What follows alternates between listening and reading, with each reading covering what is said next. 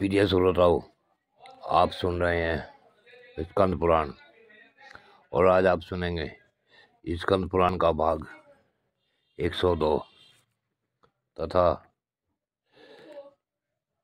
वैष्णव खंड का भाग 11।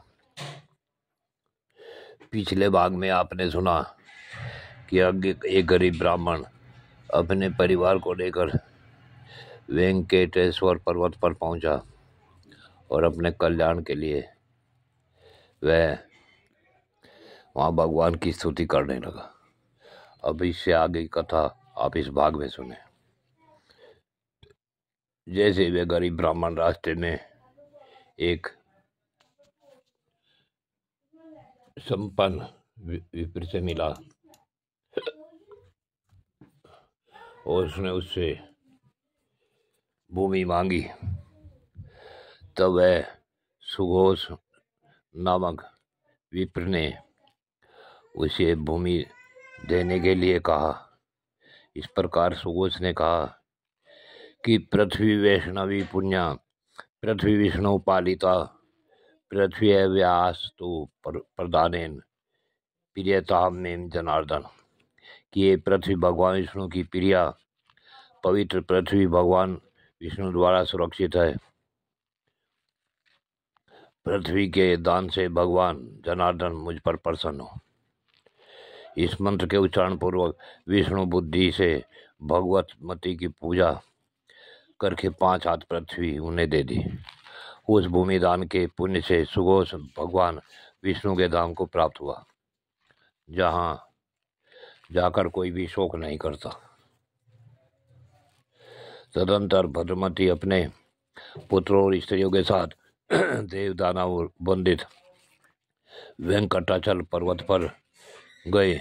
वहाँ स्वामी पुष्करणी के परम पवित्र निर्मल जल में उन्होंने स्त्रियों और पुत्रों के साथ संकल्प पूर्वक स्नान किया। तत्पश्चात उसके पश्चिम तट पर पृथ्वी को धारण करने वाले भगवान श्वेत वाराह को नमस्कार करके वे भगवान श्रीनिवास के मंदिर में गए। वहाँ ब्रह्मा आदि देवताओं से सेवित कृपा निधान श्रीनिवास का अपने पुत्र आदि के साथ दर्शन किया और भगवान को प्रणाम करके पत्नी और पुत्र सहित पापनाशन तीर्थ पे आए। फिर वहाँ विधि पूर्वक स्नान करके धर्म आदि शुभ कर्मों का अनुष्ठान किया और किसी श्रोतीय विष्णु भक्त पुरुष को विष्णु बुद्धि से मोक्षदायक भूमि दान जो सुघोष से ली थी वह दे दी। उस दान के प्रभाव से शंख चक्र और गदा धारण करने वाले वनमाला विभूषित भगवान विष्णु गरुड़ पर चढ़े हुए पापनाशन तीर्थ के तट पर प्रकट हुए। उस समय शांत स्वभाव से भद्रमती ने भगवान की इस प्रकार स्तुति की। वे गरीब ब्राह्मण बोले कि सबके कारण रूप आप भगवान को नमस्कार है, नमस्कार है। सबको पालन करने वाले आपको नमस्कार है, नमस्कार है। समस्त देवताओं के स्वामी आपको नमस्कार है, नमस्कार है। दैत्यों का संहार करने वाले आपको नमस्कार है, नमस्कार है। जो भक्त जनों के प्रियतम, पापों के नाशक तथा दुष्टों के संहारक हैं, उन जगदीश्वर को बारंबार नमस्कार है।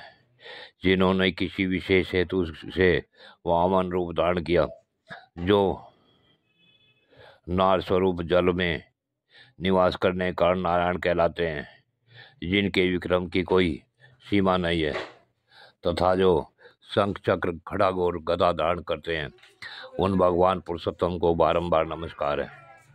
अक्षीर सिंधु में निवास करने वाले भगवान को नमस्कार है, नमस्कार है।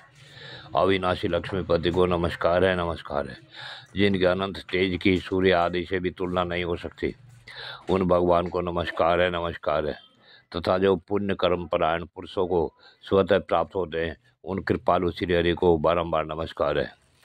सूर्य और चंद्रमा जिनके नेत्र हैं, जो संपूर्ण यज्ञों का फल देने वाले हैं, यज्ञ अंगों में से जिनकी शोभा होती है, तथा जो साधु पुरुषों के परम प्रिय हैं, उन भगवान श्रीनिवास को बारंबार नमस्कार है। जो कारण के भी कारण शब्द आदि विषयों में रहित अभीष्ट सुख देने वाले तथा भक्तों के हृदय में रमण करने वाले हैं, उन भक्त वत्सल भगवान को नमस्कार है, नमस्कार है। अद्भुत कारण रूप आपको नमस्कार है, नमस्कार है। मंदराचल पर्वत धारण करने वाले कश्यप रूपधारी आपको नमस्कार है, नमस्कार है। हिरणाक्ष को विदीर्ण करने वाले आपको नमस्कार है, नमस्कार है। वामन रूपधारी आपको नमस्कार है, नमस्कार है। अक्षत्रिय कुल का अंत करने वाले परशुराम रूप में आपको नमस्कार है, नमस्कार है। रावण का मर्दन करने वाले श्री राम रूपधारी आपको नमस्कार है, नमस्कार है।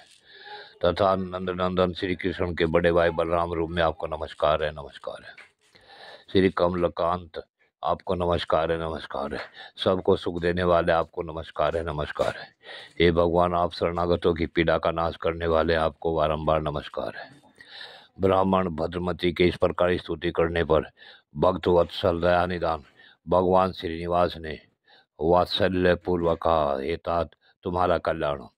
तुम्हारे इस महास्तोत्र से मैं बहुत संतुष्ट हूँ। हे ब्राह्मण, तुम इस संसार में पुत्र पोत आदि के साथ सब भोगों से संपन्न होकर सुख भोगने के पश्चात अंत में मोक्ष प्राप्त करोगे। ऐसा कहकर भगवान विष्णु में अंतर्धान हो गए।